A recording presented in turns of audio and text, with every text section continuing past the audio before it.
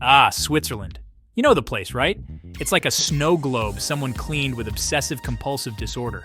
Stunning scenery, safe streets, and a level of efficiency that's frankly unnerving.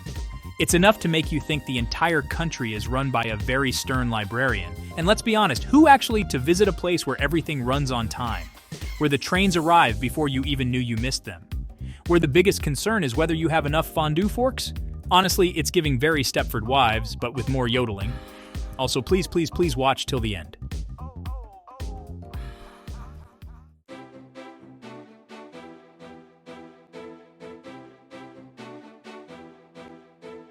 Statistics don't lie, people.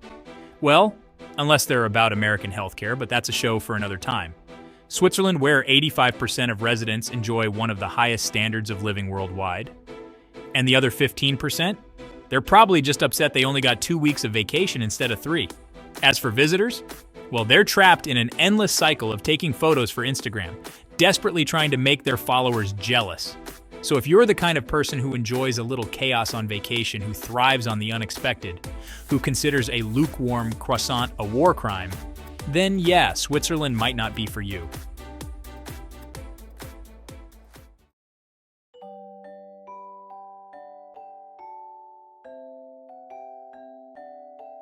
Lucerne. Even the name sounds like something out of a fairy tale told by someone who's a little enthusiastic about Edelweiss. And as for the city itself, well, it's basically what would happen if you took a postcard, dipped it in a vat of quaint, and then sprinkled it with those little heart candies they give you at Valentine's Day. I mean, look at this place. The water is offensively blue. The mountains look like they're compensating for something, and don't even get me started on that Chapel Bridge.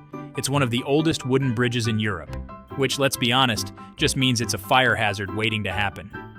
Why anyone would want to stroll across it, taking in those views of the lake and the mountains, is beyond me.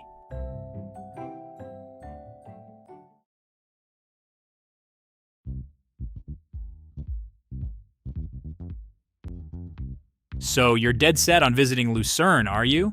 Well, all right, I can't stop you. But don't come crying to me when your brain melts from all the excessive beauty. And while you're there, you might as well subject yourself to some of the soul-crushingly delightful activities Lucerne has to offer. First up, a boat trip on Lake Lucerne. Because nothing says relaxation like being trapped on a floating petri dish with a bunch of strangers, all while being subjected to the dulcet tones of a tour guide who's clearly peaked in life. But hey, at least you'll get a lovely view of the lake and those pesky mountains. And if that doesn't fill your quota for excruciating wholesomeness, why not take a ride on the world's steepest cogwheel railway up to Mount Pilatus? The views are, predictably, stunning. But let's be honest, you've seen one mountain, you've seen them all. Plus, you'll be crammed into a metal box with a bunch of other tourists, all vying for the best spot to take a selfie. It'll be like a sardine can filled with selfie sticks.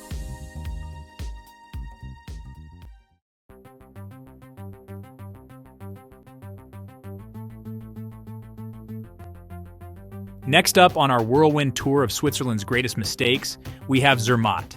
Now I know what you're thinking. John, how can a place called Zermatt be anything but delightful? And you'd be right, if your idea of delightful involves a complete and utter lack of personal transportation. That's right, folks. Zermatt is car-free, which, on the surface, might sound like a good thing. Less pollution, less noise, less chance of getting run over by a rogue Fiat. But let's be honest, what's the point of even going on vacation if you can't aggressively honk your horn at pedestrians who dare to cross the street too slowly? And how are you supposed to get around, you ask? Well, you have a few options. You can walk, which is great if you enjoy feeling the burn in your calves more than you enjoy feeling the burn in your wallet. You can take a horse-drawn carriage, which is basically just paying for the privilege of smelling like manure. Or you can hop on one of their electric buses, which are basically just golf carts with delusions of grandeur.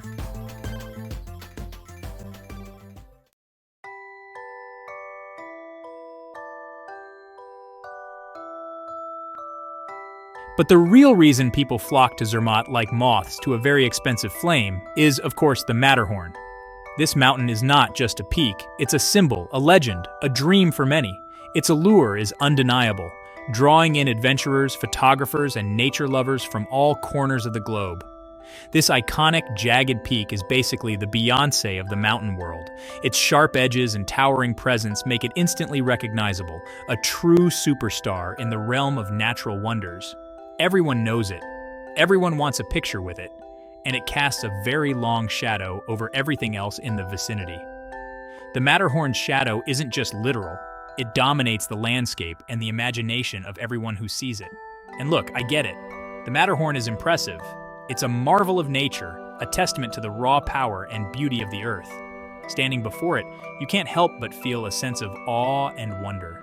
It's big, it's pointy, and it looks like it's about to fall over at any given moment. Its precarious appearance adds to its mystique, making it seem almost alive, as if it has a personality of its own. But do you really need to see it in person?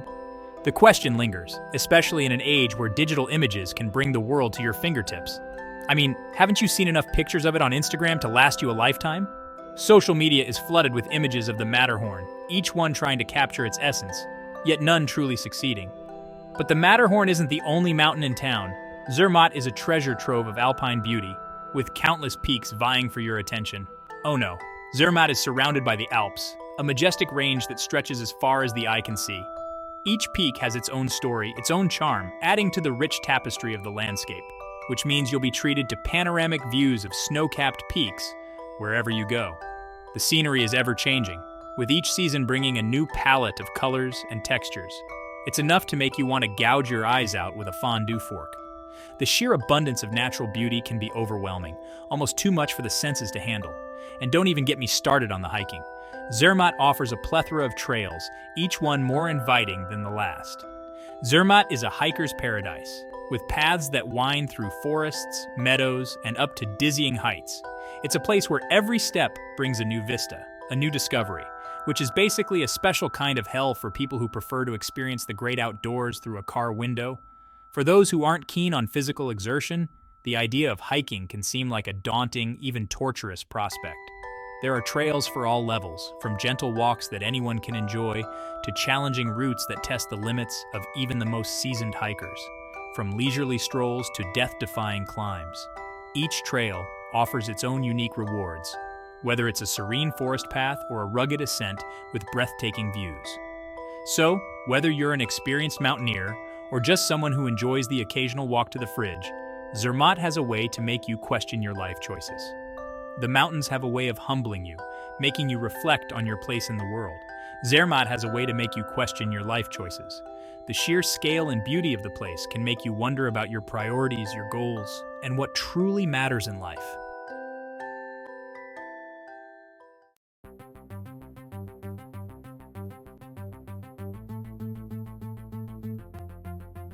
Interlaken. It's basically where Switzerland keeps all its terrifying things. Paragliding? Sure. Bungee jumping? Why not? Skiing? Of course, because if you're going to plummet towards the earth, might as well do it with 2 planks strapped to your feet. And look, I get it, some people like that sort of thing. They crave the feeling of their heart trying to escape their chest, the wind screaming in their ears as they contemplate their own mortality. Me? I prefer a nice cup of tea and a biscuit while watching someone else plummet towards the earth on YouTube, preferably with a cat nearby.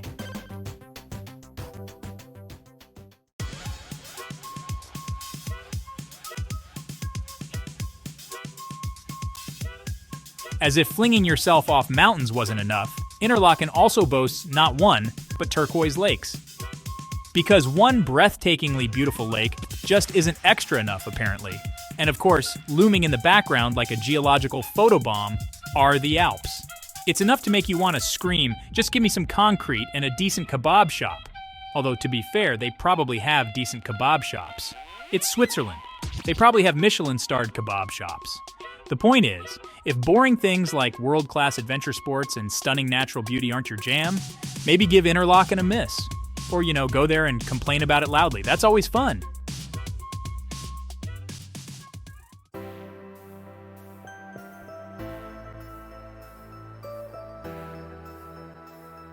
Geneva. Just saying the name conjures up images of global diplomacy and innovation. It's a city where diplomats and visionaries converge. Geneva is home to the United Nations, an organization dedicated to fostering global peace and cooperation. It's also a hub for humanitarian organizations, where efforts to improve global quality of life are a daily mission. Geneva exemplifies the spirit of making the world a better place through innovation and dedication.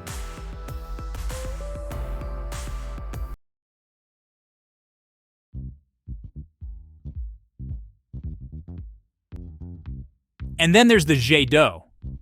This behemoth of a fountain shoots water 140 meters into the air, which, let's be honest, is a bit much. It's like Geneva is overcompensating for something. Maybe all that peace and diplomacy gets a little dull after a while. Look, if you're into things like diplomacy, peace, and quiet, basically the exact opposite of a relaxing vacation, then sure, Geneva might be your jam. Just don't come crying to me when you're stuck in a never-ending cycle of human rights discussions and perfectly manicured parks.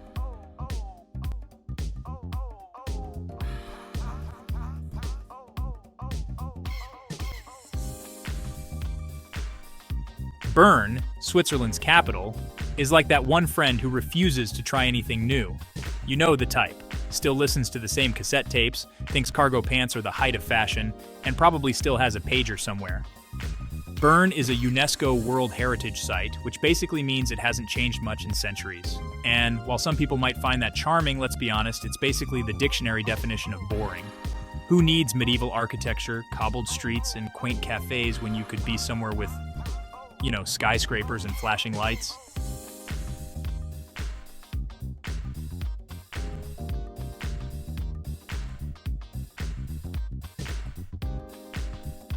And then there's the Zitglog. It's a clock tower with a clock on it, because apparently one clock wasn't enough for Bern. This one just happens to be medieval and, according to some, famous. Look, I'm all for appreciating history and culture, but there's a limit. If you're not careful, you might accidentally learn something in Bern, and nobody wants that. So, unless you're writing a dissertation on 15th century Swiss architecture, or desperately need to set your watch to the most accurate timepiece in the Northern Hemisphere, maybe give Bern a miss.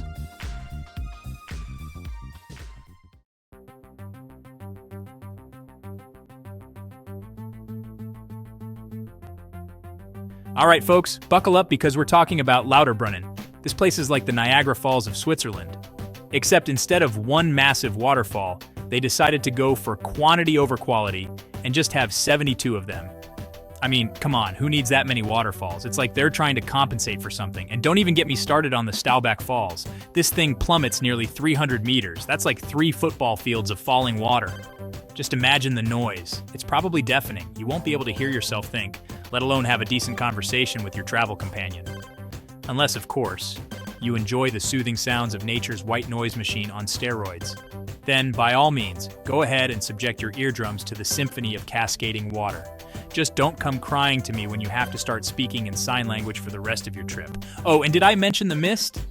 Because you can't have 72 waterfalls without a healthy dose of mist. Prepare to be constantly damp, folks. It's like walking through a perpetual car wash, except instead of getting your car clean, you just get progressively wetter and more miserable.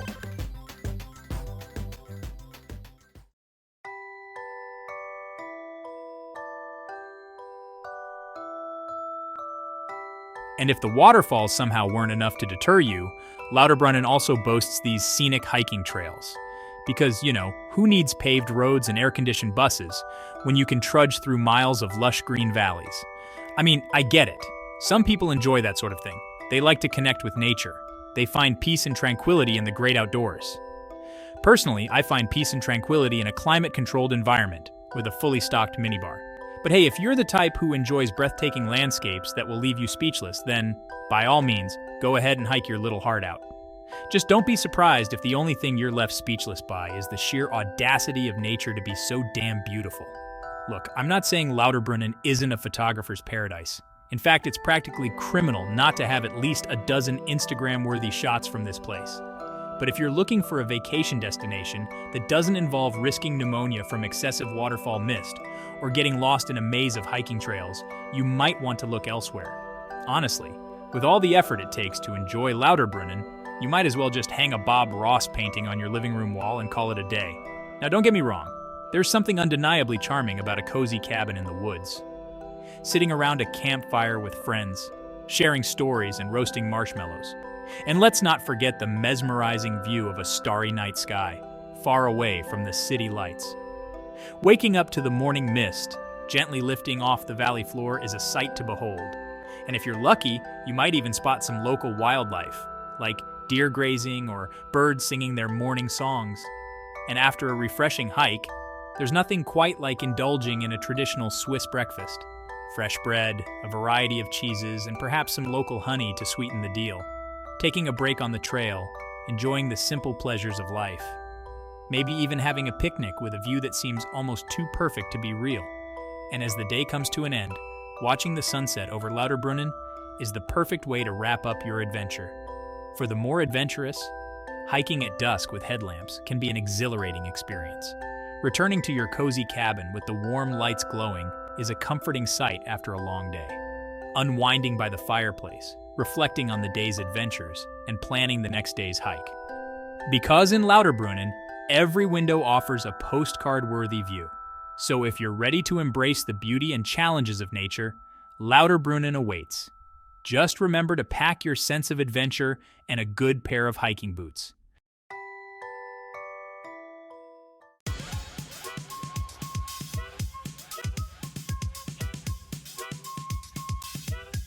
Next up on our whirlwind tour of places you should definitely avoid, Zurich. Now, I know what you're thinking. Zurich? But that's the financial heart of Switzerland. It's all about banking and high-end shopping and an organized, high-standard lifestyle. And to that I say, yes, precisely. It's basically the embodiment of everything boring and predictable.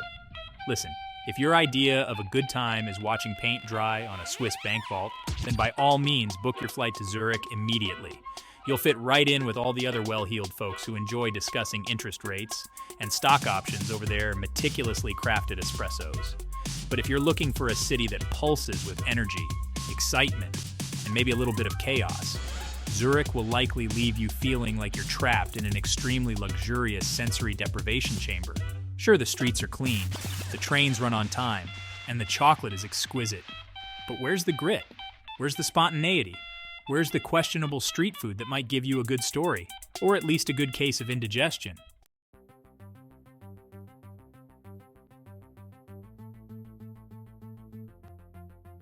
Ah, the nightlife in Zurich, or should I say the lack thereof. Zurich's nightlife is often hailed as sophisticated and elegant, a true reflection of the city's overall vibe. But let's be real, it's just as classy and refined as you'd expect from a city that practically invented the concept of upscale.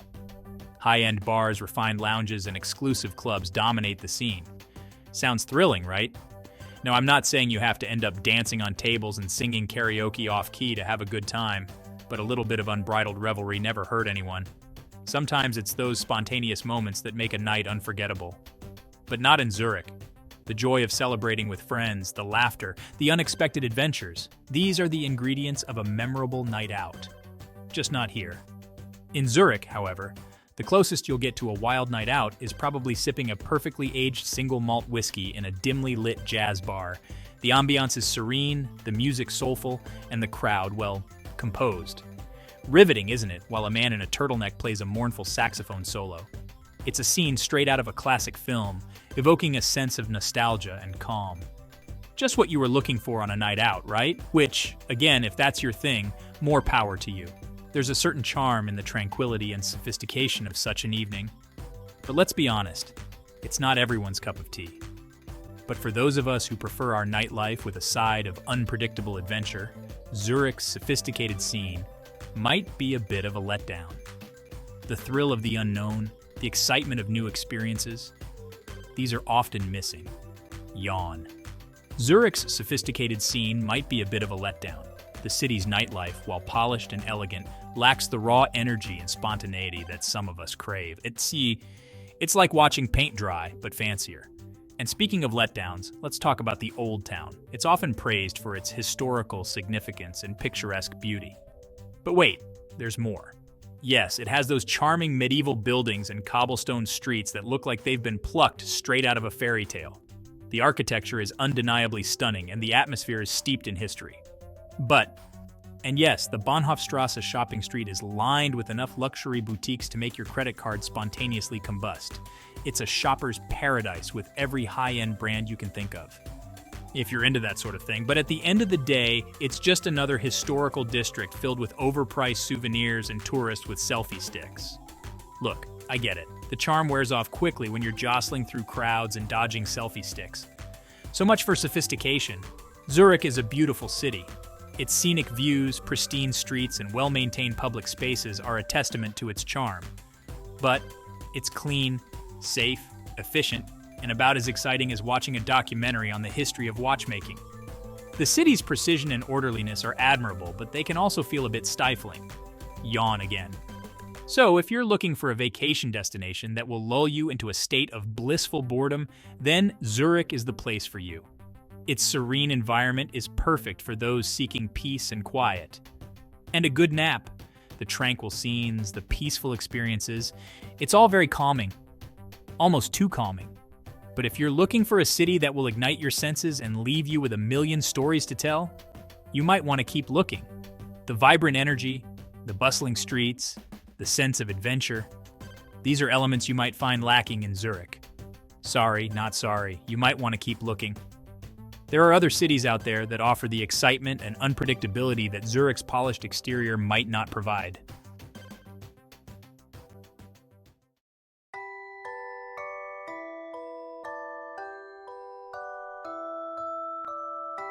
So, there you have it. Switzerland, a country so breathtakingly beautiful, so meticulously organized, and so undeniably perfect that it's practically offensive. If your ideal vacation involves dodging selfie sticks, enduring endless scenic hikes, and being constantly bombarded with reminders of how much better the rest of the world could be if it just embraced Swiss efficiency, then, by all means, avoid this place like the plague. But if, by some bizarre twist of fate, you find yourself inexplicably drawn to the allure of crystal-clear lakes, majestic mountains, and charming villages that look like they've been frozen in time, well, I guess you could make an exception and give Switzerland a try. Just don't say I didn't warn you. It's practically perfect. And that, my friends, is the most terrifying thing of all. If you enjoyed this video, don't forget to hit the subscribe button, give us a thumbs up, and ring the notification bell for more content like this. I'm sure you've heard the news. Everyone dreams of visiting France, right? Now, before you grab your baguette and come after us, this isn't a France-bashing video. We're just highlighting a few shocking surprises you might face as a tourist, all in good fun. The Eiffel Tower sparkling under the moonlight, like a giant disco ball for romantics. Strolling down the Champs-Élysées with a fresh baguette. Just don't trip over a selfie stick. But what if I told you that France isn't always the dream destination Instagram makes it out to be? Spoiler alert, it involves a lot of waiting in lines and dodging pigeons. Okay, picture this. You finally arrived in Paris. Bonjour, right? You're ready to conquer the Louvre, snap that perfect selfie with the Mona Lisa, and feel the magic of the City of Lights. Spoiler alert. It's not as magical as it looks on Instagram. But hold on, because reality check. You're greeted by a sea of selfie sticks, endless queues snaking around the block. It's like a selfie stick convention out here. Those iconic landmarks are now overrun with tourists, just like you. It's like a Where's Waldo book, but everyone's Waldo. It's like trying to find a croissant in a bread riot. Good luck with that. Welcome to the real Paris. It's not always pretty, but it's definitely an experience. Just remember, you're not lost, you're on an adventure. France might be known for its romance and elegance, but it's also known for its strikes. Oh, the strikes. They're practically a national pastime. Forget football. The French are all about the grèves. And trust me, they can put a real damper on your Parisian dreams. It's like planning a picnic and getting rained on by baguettes. You arrive at the airport, baguette in hand, only to find chaos. Welcome to France, where the only thing moving is the line at the croissant stand. The airport is at a standstill, flights are grounded, and everyone's speaking French very loudly, and probably not very nicely. Yep, a transport strike. It's like a flash mob, but with more yelling and fewer dance moves. Trains, buses, even the metro, they've all been known to grind to a halt, leaving tourists stranded like a single baguette in an empty breadbasket.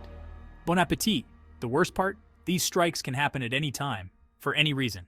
It's like playing a game of will they, won't they, but with your vacation plans. Paris is known as the city of love, but let's be real. It's also the city of emptying your wallet faster than you can say croissant. Or should I say cryosant, because your bank account will be frozen. Get ready for sticker shock, because everything, and I mean everything, is more expensive than you think. Even the air feels like it comes with a price tag. That cute little cafe au lait and pain au chocolat you were dreaming of? Prepare to shell out a small fortune. You might need a loan just to enjoy breakfast. Okay, let's talk about the French paradox. No, not the one where they eat croissants and stay thin. Although, how do they do that? This one's about the language barrier. You see, while French is a beautiful language, not everyone in France is fluent in English. Shocking, right? Be prepared to dust off your high school French or embrace the art of charades. Mime skills, anyone. Ordering food can turn into a game of culinary roulette, and you might end up with snails. But let's just say that customer service isn't exactly their forte. Think of it as part of the charm. Learn some basic French phrases before you go. Or just master the art of smiling and nodding. Plus, a smile and a bonjour can work wonders. Just don't expect them to laugh at your jokes. Paris, the city of romance, lights, and light fingers. Pickpockets thrive in the city of lights, especially in crowded areas like the metro and popular attractions. It's like a pickpocket's Disneyland. One minute you're admiring the Eiffel Tower, the next your wallet's gone. Poof! Like magic, but not the fun kind. Be vigilant. Keep your valuables close and avoid flashing cash. Unless you want to make a pickpocket's day. Nobody wants to spend their Parisian vacation filing a police report. Trust me, it's not the souvenir you want to bring home. Paris is often romanticized as a pristine and elegant city, but let's get real. Like any major metropolis, it has its fair share of grime. It's not all croissants and berets, folks. You'll likely encounter overflowing trash cans, a true Parisian welcome mat, cigarette butts littering the sidewalks, like confetti after a never-ending party, and maybe even the occasional eau de toilette wafting from the metro. Ah, the sweet smell of public transport. So you're dreaming of sunny picnics by the Seine and romantic strolls along the French Riviera? Well, pack an umbrella and a raincoat, just in case. And maybe a snorkel, you never know. France's weather can be as unpredictable as a Parisian waiter on a Monday morning. One minute they're charming, the next they're, well, still charming, but in the rain. One minute it's sunshine and blue skies. The next it's pouring rain, and you're using your baguette as a makeshift umbrella. Just don't eat it afterward. Let's be honest, some landmarks just don't live up to the hype. You know what I'm talking about, those iconic places you've seen a million times in photos? But then you finally get there and it's underwhelming, like expecting a gourmet meal and getting a microwave dinner. The Mona Lisa is smaller than you imagined, almost like a postage stamp with a security detail. And the Eiffel Tower? It's just a really tall metal structure, kind of like a giant fancy radio antenna. Look, I'm not saying France is a bad place to visit. It's not like they serve snails for breakfast. Oh wait, it's beautiful, historic, and full of culture. And yes, the croissants are worth the hype, but it's not for everyone, especially if you think bonjour is a type of cheese. If you value personal space and hate waiting in lines, France might feel like a never-ending queue. France might not be your ideal vacation spot, unless you enjoy playing charades to order a coffee. So there you have it.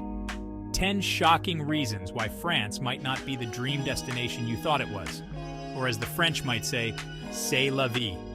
But hey, every country has its quirks, right? Just remember, if all else fails, there's always the cheese and wine. Of course, France has its charms, but if you're not ready for these surprises, it might not be your ideal getaway. Or as the French say, c'est la vie. And don't forget to subscribe for more travel tips, destination guides, and maybe a few more jokes that are less cheesy than French brie. Until next time, bon voyage. And remember, if you can't laugh at yourself, someone in France probably will. Yo, what's up everybody? It's your boy Clyde, back with another video. And this one is going to blow your mind. Today we're talking about Albania, A country so incredible, so mind-blowingly awesome, that I'm about to give you 10 reasons why you shouldn't go there. Yeah, you heard that right. You're as confused as I am. This place is hiding some serious secrets, and things are about to get wild. Before you book that ticket, you need to see this. First up, we're hitting you with some truth bombs about Albania's beauty. I'm talking jaw-dropping, picture-perfect landscapes that'll make your head spin. Imagine this. You're cruising down the Albanian Riviera, the sun is shining, the water's sparkling like a million diamonds, and bam! You're surrounded by towering mountains that disappear into the clouds. And don't even get me started on the beaches. We're talking hidden coves, secret lagoons, and stretches of golden sand that go on for days.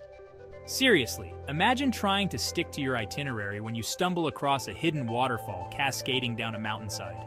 So, if you're the type who likes to stick to a strict schedule and hates being sidetracked by incredible views, then Albania might not be for you.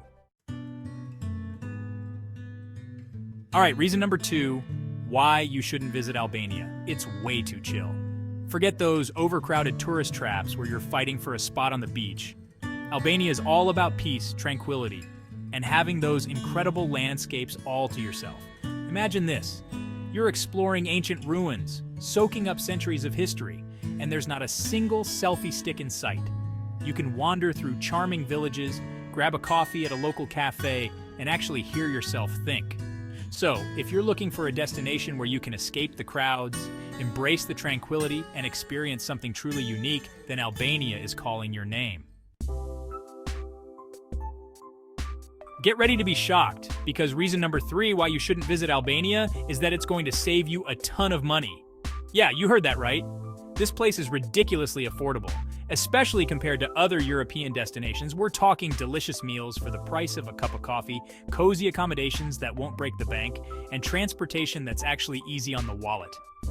Imagine this. You're feasting on fresh seafood, sipping on local wine, and enjoying live music under the stars. All for less than the cost of a pizza back home. Or picture yourself staying in a charming guest house nestled in the mountains, waking up to breathtaking views and the smell of freshly baked bread without spending a fortune. But here's the thing. Albania's affordability might just ruin you for other travel destinations. So if you're on a tight budget or just looking for an incredible travel deal, Albania is the answer to your prayers. 4, buckle up, history buffs, because reason number 4 why you shouldn't visit Albania is about to blow your mind. This tiny country is jam-packed with more history than you can shake a stick at. We're talking ancient ruins, medieval castles, Ottoman-era architecture, and even remnants of its communist past. Imagine this.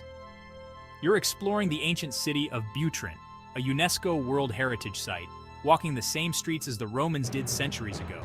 Or picture yourself climbing the walls of Rozafa Castle, feeling the weight of history as you gaze out over the valley below. But here's the catch. Albania's history is not for the faint of heart. It's a complex and often turbulent past, filled with invasions, occupations, and revolutions. You'll encounter stories of resilience, bravery, and the enduring spirit of the Albanian people. So, if you're a history enthusiast who loves to delve deep into the past, explore ancient sites, and uncover hidden stories, then Albania is your dream destination. 5. Hold on tight, language lovers, because reason number 5 why you shouldn't visit Albania is about to take you on a wild ride. Get ready to encounter a language so unique, so different from anything you've ever heard, that it might just blow your mind. Albanian, the official language of the country, is a linguistic island. It's an Indo-European language, but it's not closely related to any other language in the world. Imagine trying to decipher a secret code, listening to conversations that sound like music to your ears, but you have no idea what they're saying. It's a challenge for sure, but also an incredible opportunity to immerse yourself in a truly unique culture. Now don't worry, you don't need to be a linguistic genius to get by in Albania. Many people, especially in tourist areas, speak English.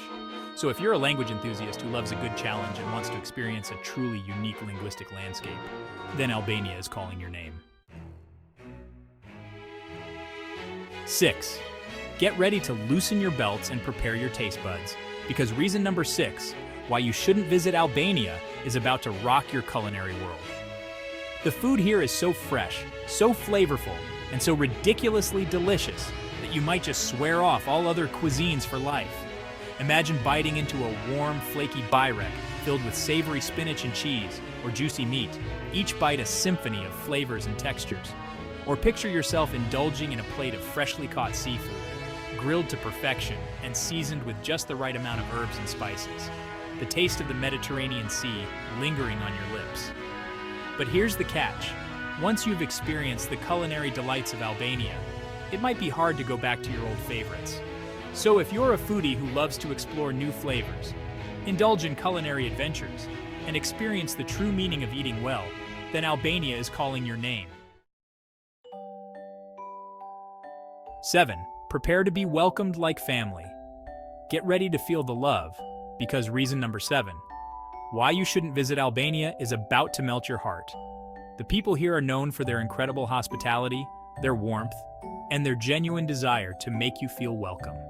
Imagine this. You're lost in a small village, trying to find your way back to your guest house, when a local approaches you with a smile. They don't speak much English, but they understand you're lost, and they gesture for you to follow them. Before you know it, you're sitting in their cozy home, sipping on strong Albanian coffee, sharing stories and laughter despite the language barrier. But here's the catch. The hospitality in Albania can be overwhelming in the best way possible. People are genuinely kind, generous, and eager to share their culture with visitors.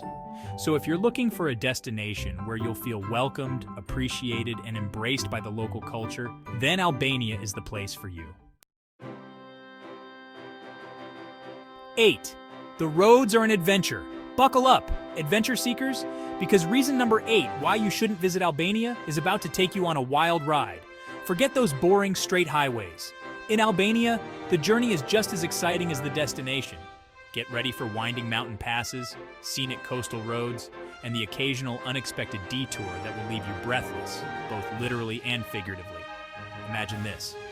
You're cruising along a winding mountain road, the air thin and crisp as you climb higher and higher into the Albanian Alps. The views are breathtaking, with snow-capped peaks towering above you and lush valleys spread out below. Or picture yourself driving along the Albanian Riviera, the turquoise waters of the Ionian Sea sparkling in the sunlight. But here's the catch. Albanian roads can be unpredictable. They might be narrow, winding, and sometimes even a little bit bumpy. So if you're an adventurous soul who loves to explore off the beaten path, embrace the unexpected, and experience the thrill of the open road, then Albania's roads are calling your name. 9. It's surprisingly safe. Alright, time to debunk some myths, because reason number 9 why you shouldn't visit Albania might surprise you.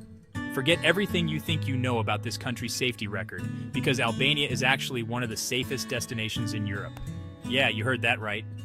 Despite its tumultuous past and sometimes intimidating reputation, Albania has a surprisingly low crime rate.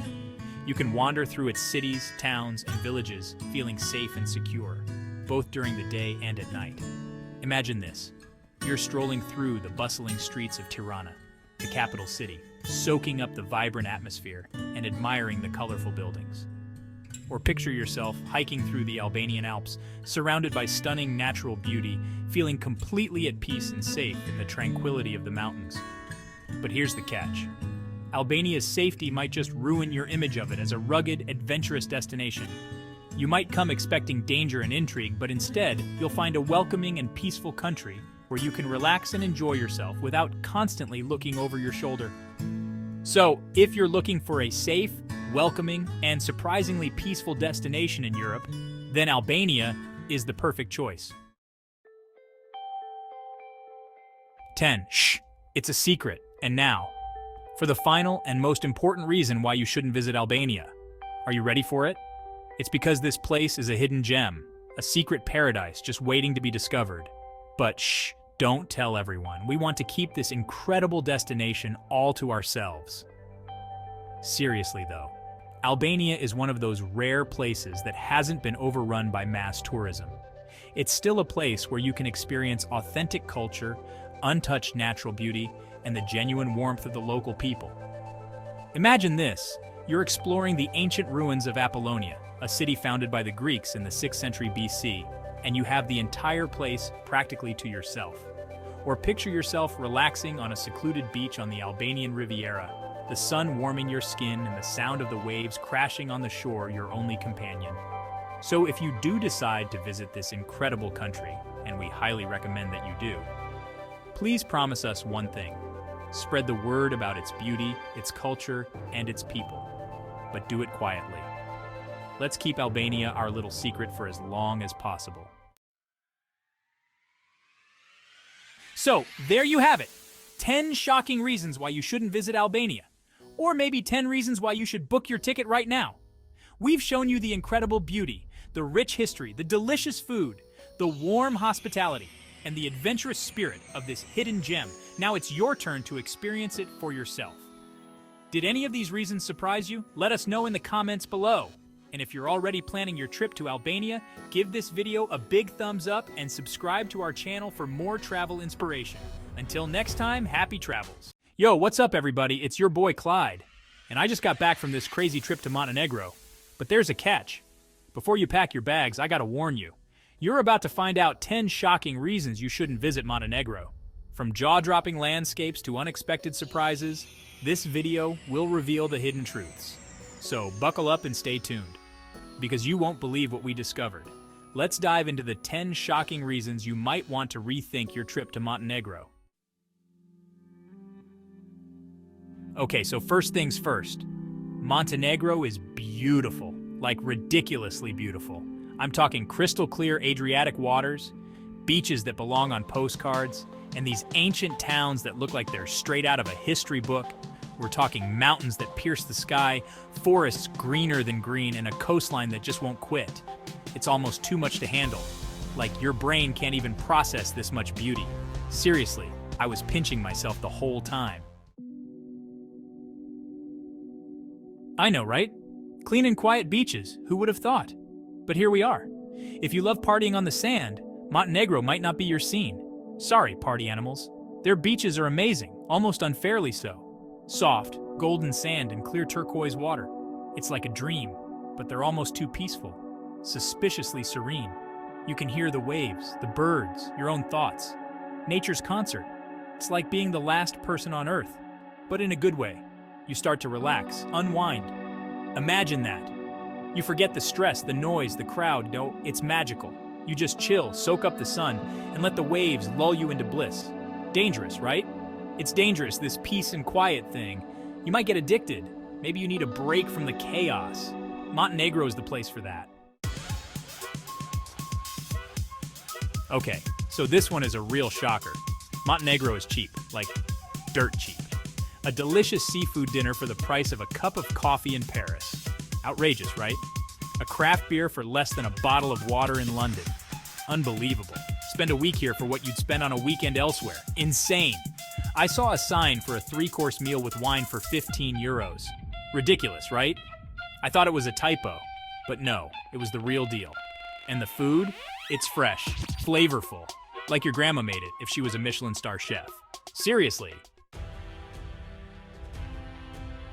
4. The views are a little too breathtaking.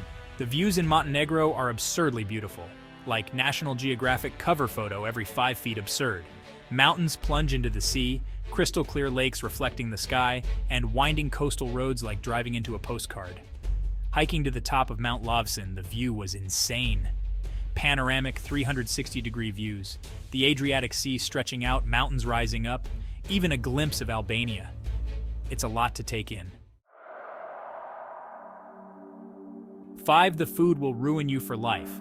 The food in Montenegro is dangerously good. Fresh, flavorful, home-cooked meals. Picture this: terrace overlooking the Adriatic Sea, sunset, grilled fish, blitva on the side, Swiss chard, potatoes, garlic, and a glass of local wine. You'll be spoiled for life. And don't forget the desserts. 6.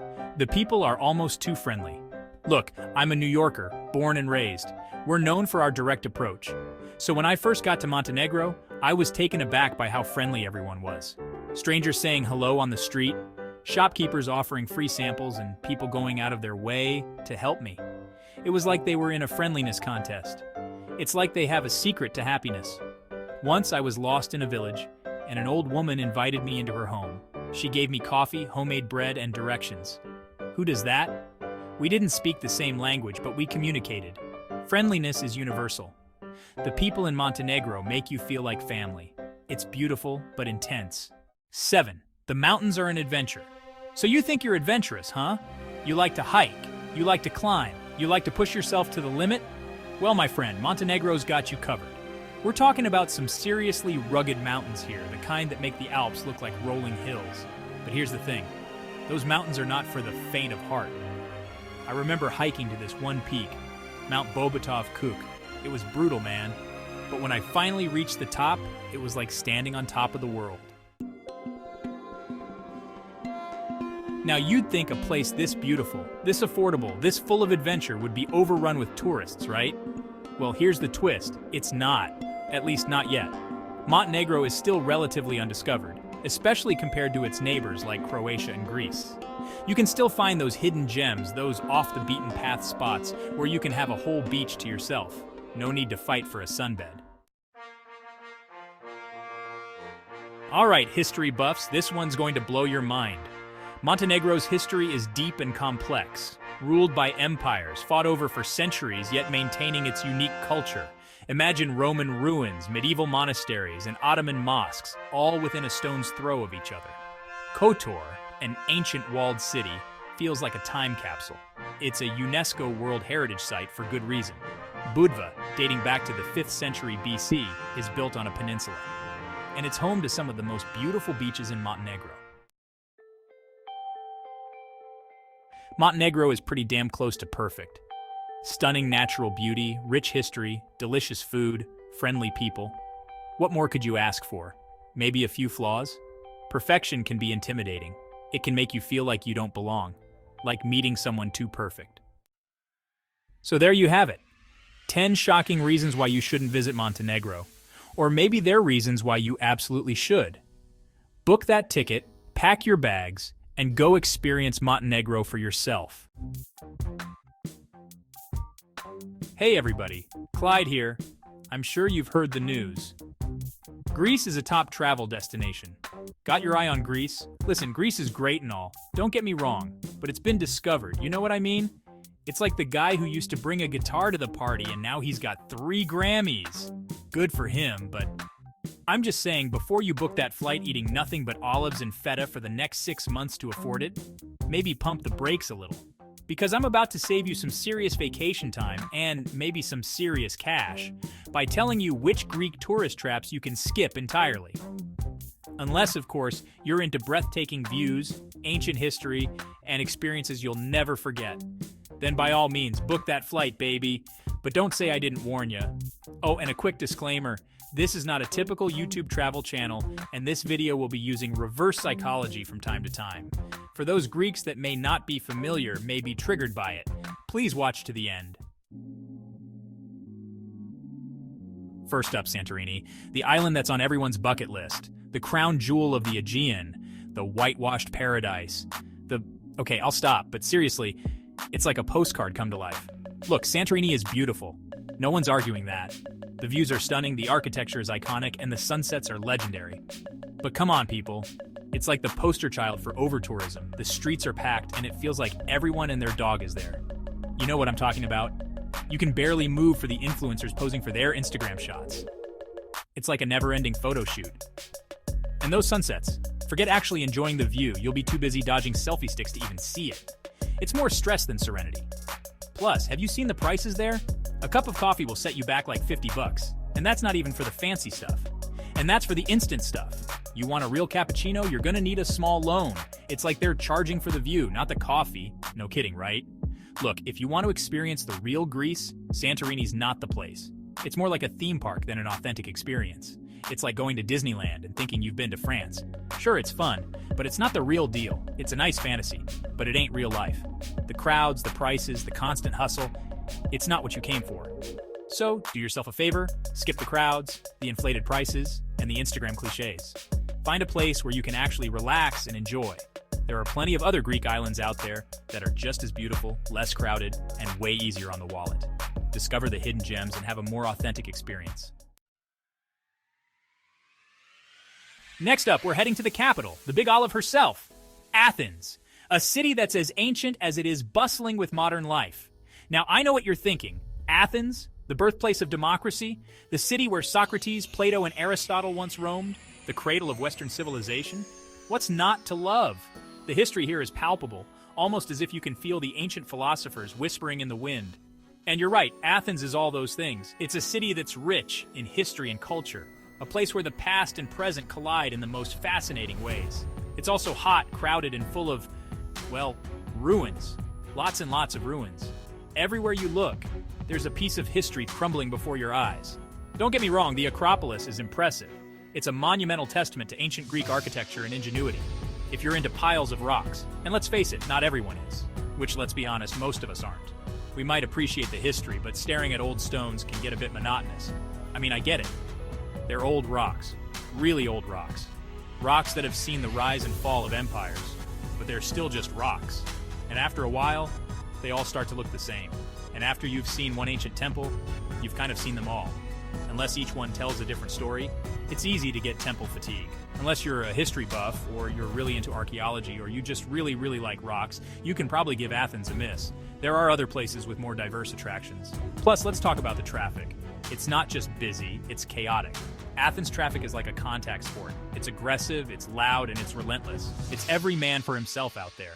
And the honking, oh the honking. They don't honk to warn you, they honk to say hello. It's constant. It's like a symphony of car horns, and not the pleasant kind. So, unless you're dying to see some old rocks and experience what it's like to be stuck in a traffic jam and a sauna, I say skip Athens. There are other Greek cities that offer a more relaxed and varied experience. Alright, let's talk Mykonos, the island of the winds, the playground of the rich and famous. This island has become synonymous with luxury and extravagance. Well, you get the picture. Mykonos is basically Ibiza in a toga. It's a place where the party never stops, and the energy is always high. It's all about beach parties, super clubs, and celebrity sightings. You'll find world-renowned DJs spinning tracks and celebrities dancing the night away, which is great if you're into that sort of thing. The nightlife here is legendary, and the parties are some of the best in the world. But if you're looking for a relaxing Greek getaway, Mykonos is not the place. The island is bustling with activity, and finding a quiet spot can be a challenge. Unless your idea of relaxing involves being surrounded by drunk tourists and techno music blasting at all hours, the constant noise and crowds can be overwhelming. And don't even get me started on the prices. Mykonos is expensive. From accommodation to food and drinks, everything comes with a hefty price tag, like really expensive. We're talking about paying 10 euros for a bottle of water expensive. And that's not an exaggeration. And that's just for the tap water. Imagine what you'll pay for a meal or a cocktail. Look, if you want to party like a rock star and rub shoulders with the glitterati, by all means, head to Mykonos. The island offers an unparalleled party experience. But if you're on a budget, or you just want a little peace and quiet on your vacation, I'd suggest looking elsewhere. There are plenty of other Greek islands that offer tranquility and beauty without the high costs and constant noise.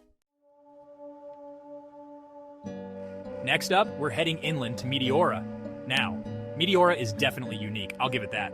Where else are you going to find monasteries perched precariously on top of giant rock pillars? It's like something out of a fantasy movie. But here's the thing. Getting to those monasteries, it's a hike. And I'm not talking about a leisurely stroll through the park. I'm talking about a steep, winding climb up hundreds of steps.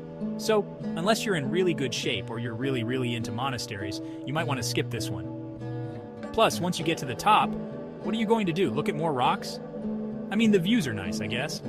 But come on, we've seen enough rocks to last a lifetime, right? Crete, the largest of the Greek islands, the birthplace of Zeus, the home of the world's longest word? Okay, I made that last one up. Crete has it all: stunning beaches, rugged mountains, ancient ruins, delicious food. You name it, Crete's got it. But that's kind of the problem, isn't it? It's just too much, it's overwhelming. It's like they took all the best parts of Greece and crammed them onto one island. You'll spend your entire vacation just trying to see it all, and you'll come home feeling like you need another vacation just to recover. Plus, Crete is big, like really big. You're going to need a car to get around, which means navigating those crazy Greek roads, and trust me, you don't want to be driving in Greece unless you have to. So unless you're a glutton for punishment, or you have like a year to kill, I'd say skip Crete. Next up, we're heading to the island of Rhodes. Rhodes is famous for its medieval old town, which is a UNESCO World Heritage Site. It's like stepping back in time to the days of knights and castles and, well, you get the idea.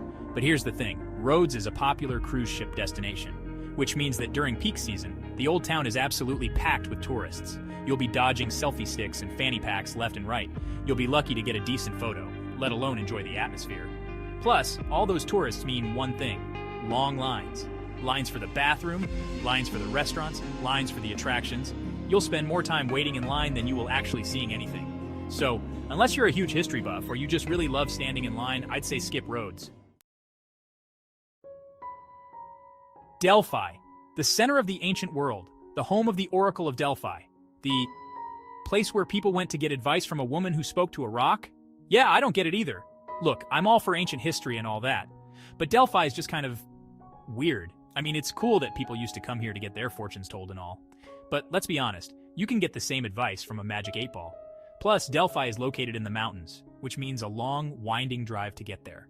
And once you're there, there's not much to do besides look at the ruins, which again, are cool, but we've seen enough ruins, right? Zakynthos, home of the famous Navajo Beach, also known as Shipwreck Beach. It's a beautiful cove with crystal clear water and a rusty old shipwreck in the middle of it. It's a photographer's dream. It's also a tourist trap. Now, I'll admit, Navajo Beach is stunning, but it's also incredibly crowded. Like wall-to-wall people crowded. You'll be lucky to find a spot to lay down your towel, let alone get a decent photo. Plus, the only way to get to Navajo Beach is by boat, which means you'll have to fight your way through hordes of other tourists just to get on a boat. And once you're on the boat, you'll be crammed in like sardines. Look, if you're dead set on seeing Navajo Beach, go for it. But be prepared for crowds, chaos, and a whole lot of frustration. Thessaloniki, Greece's second largest city, a melting pot of cultures. A history buff's paradise. Also a bit much.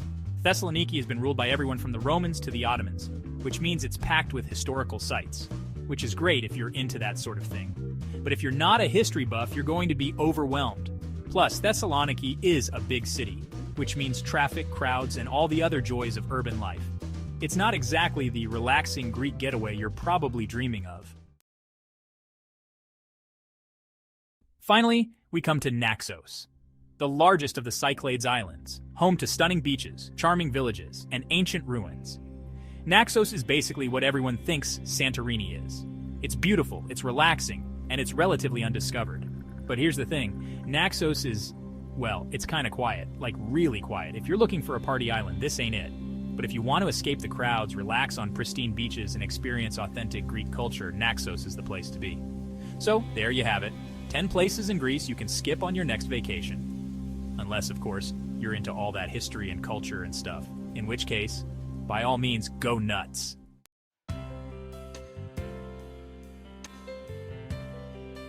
So, there you have it, my completely serious, totally not sarcastic guide to the places you should definitely skip in Greece.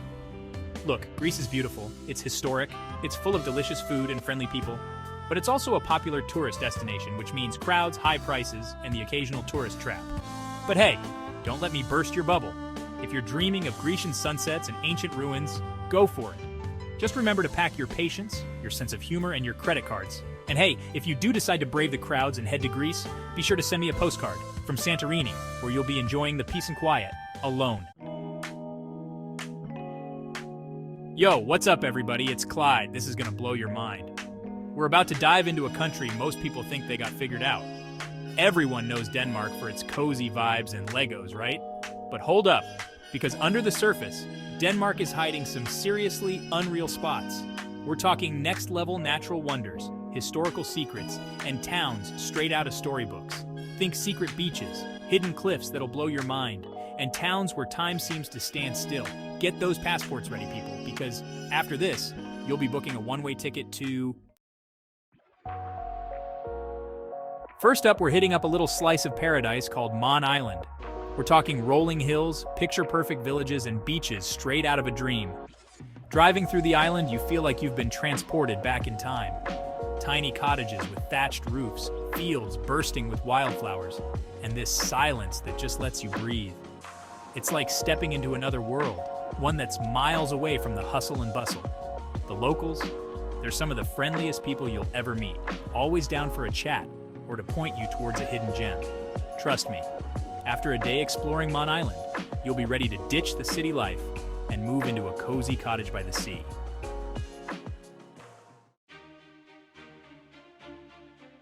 Now let's talk about something truly breathtaking, the Mons Klint Cliffs. Imagine towering white chalk cliffs that stretch for miles along the coast, plunging dramatically into the turquoise waters below. It's like nature itself decided to create a masterpiece. These cliffs are not just a sight to behold, they're a testament to millions of years of geological history.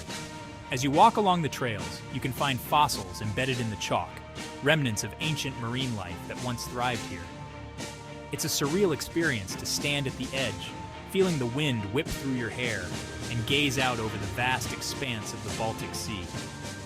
Whether you're a nature lover, a history enthusiast, or just someone looking for a moment of awe, Mons Klint is a place that will leave you speechless.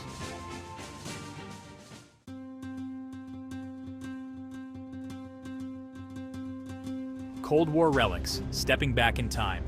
All right, history buffs, this one's for you. We're heading underground, deep into a former NATO radar station, a relic of the Cold War right here in Denmark. You walk through these dimly lit corridors, the air thick with the weight of history. And you can almost feel the tension that hung in the air all those years ago. They've got these incredible exhibits, old maps, listening devices, even the uniforms they wore. You're seeing the Cold War through the eyes of the people who lived it, the ones who manned these stations, listened for threats, and basically held the fate of the world in their hands. It's a chilling reminder of how close we came to the edge and how important it is to learn from the past.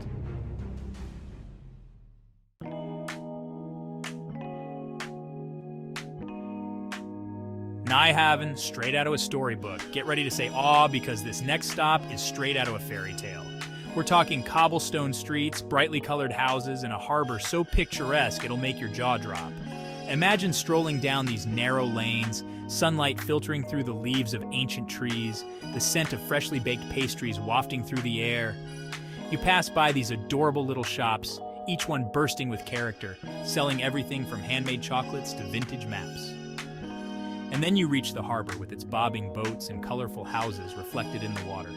It's the kind of place where you can just wander for hours, getting lost in the beauty of it all.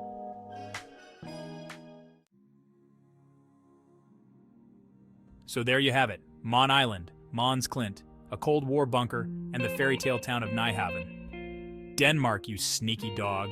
You've been holding out on us. These unreal spots are just a taste of what's waiting to be discovered beyond the typical tourist traps. Don't just visit a place, discover it. Dig a little deeper, get lost in the back streets, talk to the locals, and I guarantee you'll uncover something truly special. And hey, while you're at it, hit me up in the comments with your favorite hidden gems around the world. Until next time, peace out, and don't forget to subscribe for more travel adventures. Why are there not more people talking about the latest tourism stats for Albania, Montenegro, and Croatia in 2024? Here's a quick look at the latest tourism stats for these gems of the Adriatic. Albania is experiencing a surge, with a 35% increase in organized tourism driven by affordability and rising demand. The country is becoming a hotspot for budget-conscious European travelers. Albania is a treasure trove of rugged landscapes. Picture the Albanian Alps towering above you and the pristine beaches of the Albanian Riviera stretching out before you. Hidden gems like Samel and Gjirokastër offer raw, untouched beauty that's hard to find elsewhere. Next, Montenegro. This tiny country packs a punch with its dramatic mountains and the serene waters of the Bay of Kotor. Imagine wandering through picturesque towns like Parast and Budva's Old Town, where history and nature blend seamlessly. Montenegro is also seeing growth, with record numbers of visitors this summer. Coastal spots like Kotor and Budva remain very popular, appealing to mid-range travelers. And then there's Croatia. The breathtaking Adriatic coast is just the beginning. The famous walled city of Dubrovnik, serene islands like Hvar, and the stunning Plitvice Lakes National Park, it's a visual feast. Croatia is still a top tourist destination, with millions flocking to iconic sites like Dubrovnik. However, prices are high and some visitors have expressed concerns about over-tourism. All three countries boast stunning scenery, but Croatia might have the edge with its mix of natural and architectural beauty thanks to its UNESCO World Heritage Sites. Now let's talk cost. Albania is known for being the most budget-friendly.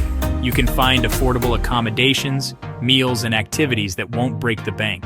Perfect for those looking to stretch their travel dollars. Montenegro sits in the mid-range. You'll find some luxurious spots like Sveti Stefan, but overall, it's still more affordable than Croatia. Speaking of Croatia, it tends to be the priciest, especially in tourist hotspots like Dubrovnik. The country's popularity has driven prices higher, especially during peak season. So, if you're looking to save money, Albania wins hands down for cost-effectiveness. Lastly, accessibility. Albania's infrastructure is developing, but public transport can be limited. Renting a car is relatively cheap, making it easier to explore if you're comfortable driving. Montenegro's smaller size makes it easy to get around. Bus routes connect major towns and taxis are widely available. It's also becoming more accessible by flights. Croatia, on the other hand, has well-developed infrastructure. Extensive bus and ferry networks, plus flights connecting major cities, make it the most accessible for tourists, particularly those coming from other parts of Europe. In terms of ease of travel, Croatia stands out with plenty of travel options. So here's the wrap-up. Each country has its own charm. Albania for budget travelers and raw beauty, Montenegro for compact charm and mid-range budget, and Croatia for accessibility and stunning landscapes. But in terms of overall travel ease and visual impact, Croatia might just take the crown. Let me know which country you'd pick, and don't forget to subscribe for more travel insights. Hit that subscribe button and join us for more travel adventures.